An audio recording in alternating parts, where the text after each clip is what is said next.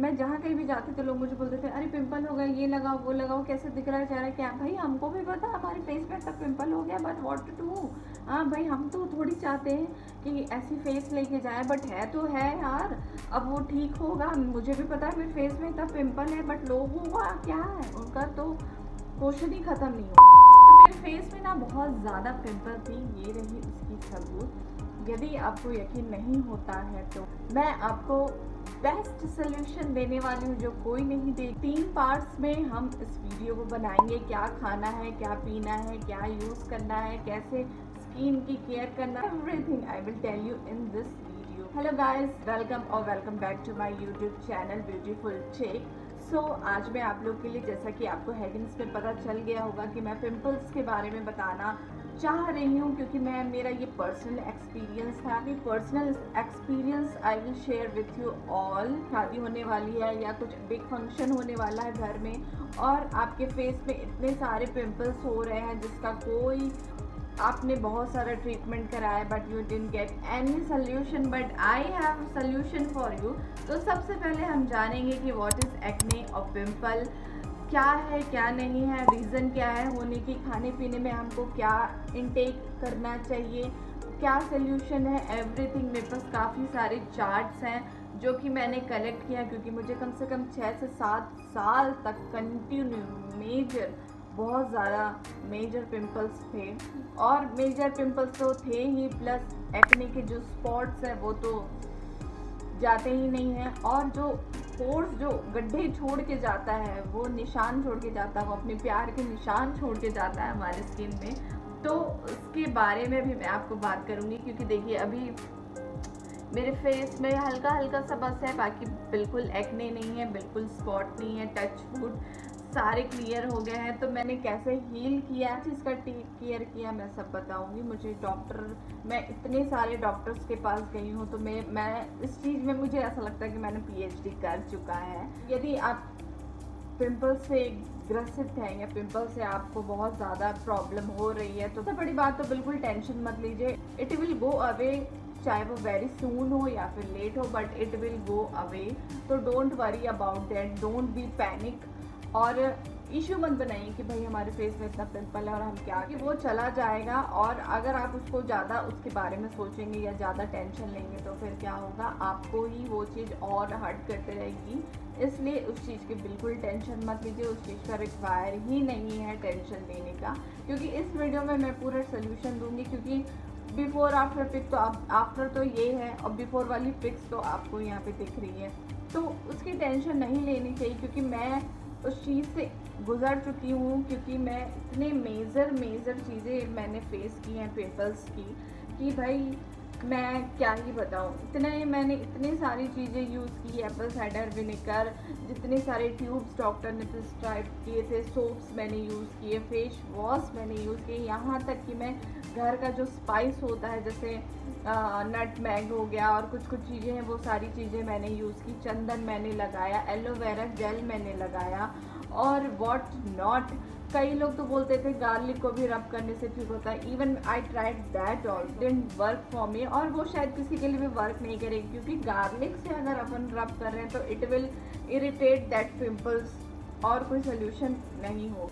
मैं कहीं जाती तो लोगों बोलते अरे इसका पिंपल है, कुछ इलाज करो, कुछ ट्रीटमेंट करो। तो भाई हमको भी पता है हमारे फेस में इतना पिंपल है, हमको भी मालूम है कि भाई ऐसा दिख रहा है, लेकिन व्हाट टू डू। भाई हम जानबूझ के तो नहीं ला रहे, लेकिन लोग बोलने वाले ऐसा बोलते थे भाई पिंपल है, कुछ ट्रीटमेंट करो, ये लगाओ वो लगाओ ये लगाओ।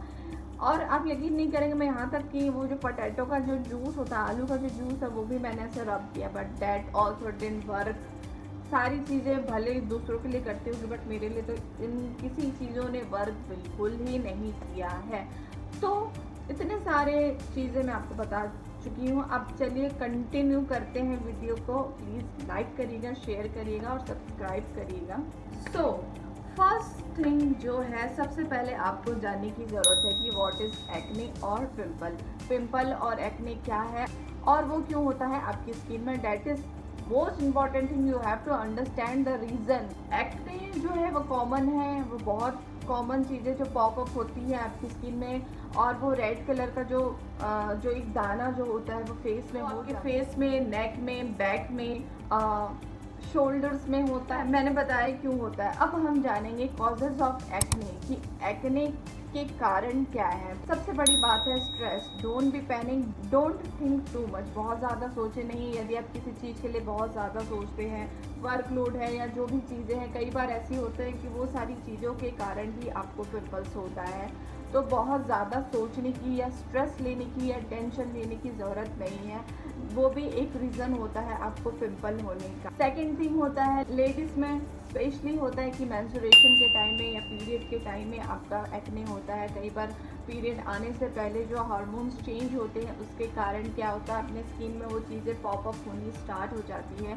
कई लोग उस चीज़ से इंडिकेट कर लेते हैं कि भाई हमको मेंस्ट्रुएशन आने वाला, हमारा टाइम अब आ रहा है, कि भाई हमारा जो डेट है वो आने वाला है। क्योंकि जैसे कई लोगों को पिंपल्स नहीं होता है, लेकिन कई लोगों को होता है, तो पिंपल्स यदि उनके फेस में आ रहा था तो वो उनको समझ आ जाती है कि भाई हमारा पीरियड आने वाला है। तो मेंस्ट्रुएशन सेकंड कारण है कि मेंस्ट्रुएशन के कारण भी आपको पिंपल हो सकता है। आपके पीरियड्स अगर डेट्स आ रहे हैं तो उसके कारण भी आपको पिंपल होगी। थर्ड चीज़ ये है कि आपको हार्मोन्स का इम्बैलेंस है। हार्मोन्स अगर आपका इम्बैलेंस है उसके कारण भी आपको पिंपल्स आ सकती हैं। और हार्मोन्स तो चेंजेस लड़कियों में, स्पेशली लड़कियों में बहुत ज़्यादा हार्मोन्स चेंजेस होती हैं। हार्मोन्स चेंजेस के कारण ही आपको पिंपल और एक्ने की शिकायत हमें मिल सकती है। हार्मोन्स मोस्टली प्यूबर्टी के टाइम में भी हार्मोन्स चेंजेस होती हैं काफ़ी लोगों में। और यदि आपको थायराइड है तो उसके कारण भी आपके हार्मोन्स चेंजेस होते हैं। और डायबिटीज़ की भी आपको शिकायत है, अगर डायबिटीज़ भी है आपको, तो उसके कारण भी आपके हार्मोन्स चेंजेस तो हो रहे हैं। लेकिन अपन को क्या करना है, गुड स्लीप लेना है, पूरी अच्छी नींद लीजिए। एटलीस्ट 8 आवर्स का आपको स्लीप लेना है। लाइफस्टाइल को आपको चेंज करना है, खाने पीने को आपको चेंज करना है। आपको क्या इनटेक करना है, क्या नहीं करना है, वो इस वीडियो में या फिर नेक्स्ट वीडियो में, क्योंकि इसके और भी पार्ट्स मैं बनाने वाली हूँ, तो मैं उसमें कवर करूँगी बिल्कुल से सारी चीज़ों को। तो आपको इस वीडियो में मैं ये बता रही हूँ कि हार्मोन्स अगर चेंज हो रहे हैं तो आपको लाइफस्टाइल, आपका फूड, आपके खाने का जो आप इनटेक करते हैं, आपको क्या लेना चाहिए, क्या नहीं लेना चाहिए, आपको पता होना चाहिए। और गुड एक्सरसाइज करना बहुत ज़्यादा ज़रूरी है आपको। हार्मोन्स अगर हमारे चेंज हो रहे हैं तो हमको कैसे पता चलेगा? कुछ चीज़ें जो हमारी बॉडी हमको आंसर करती है, हमको रिएक्ट करके हमको आंसर करती है। तो वी हैव टू अंडरस्टैंड कि हमारी बॉडी हमको क्या कहना चाह रही है, क्या हमको बताना चाह रही है। तो सबसे पहली बात है कि वेट लूज या फिर वेट गेन होना स्टार्ट हो जाता है।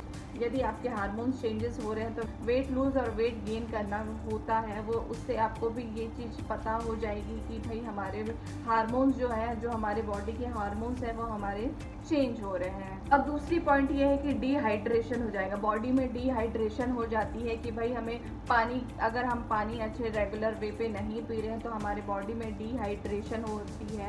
तो वो चीज़ से भी आपको पता होना चाहिए कि हमारे बॉडी में डिहाइड्रेशन हो रही है। तो पानी कम से कम आप 8 लीटर जो बोला जाता है, पानी बहुत ज़्यादा, जितना ज़्यादा पानी, भले आप खाए पिए ना, बट पानी पीना बहुत ज़्यादा ज़रूरी है। तो पानी पीना इज़ मस्ट, पानी पीना इज़ मस्ट। हमारे हार्मोन्स यदि चेंज हो रहे हैं तो हमें एंजाइटी होगी, डिप्रेशन होगा, कि टेंशन होगा, कि कुछ चीज़ें जो है हमें कुछ अच्छा नहीं लगेगा, कुछ चीज़ें हमें पसंद नहीं आएगी। तो ये सारी चीज़ें, कुछ चीज़ें हैं, आपको वो चीज़ पता होनी चाहिए। तो आपको ये चीज़ समझ आ जाएगा कि हमारे बॉडी में हार्मोन चेंजेस आ रहे हैं। फोर्थ चीज़ जो मैं आपको इस वीडियो में कवर करूँगी वो होती है जेनेटिक। यदि आपके फैमिली में किसी को एक्ने की प्रॉब्लम्स है, या फिर कई बार ये होता है कि जेनेटिक जो चीज़ें होती है वो जनरेशन टू जनरेशन पास होती जाती हैं। तो यदि आपकी फैमिली में किसी को होता है तो वो जाहिर सी बात है आपको भी ट्रांसफ़र हो जाएगा, क्योंकि वो जेनेटिक रहेगा। बट वो चीज़ है कि समय से वो चीज़ें ठीक भी हो जाती है। तो चौथी चीज़ जो है वो है कि जेनेटिक वे में भी होता है कि वो चीज़ हमारे शरीर में वो चीज़ आती है।